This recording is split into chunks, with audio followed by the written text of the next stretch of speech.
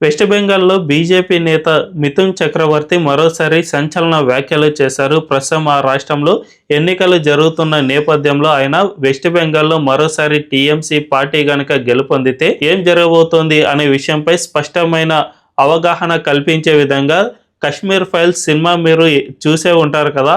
ఆ సినిమాలో ఏ విధంగా అయితే జరిగిందో సరిగ్గా అదే విధంగా భవిష్యత్తులో వెస్ట్ బెంగాల్లోనూ జరుగుతుంది. టీఎంసీ పార్టీ మరోసారి కనుక గెలుపొందితే ఖచ్చితంగా ఈ రాష్ట్రంలో ఉన్న హిందువులందరినీ కూడా వీళ్ళు తరిమి కొట్టేస్తారు.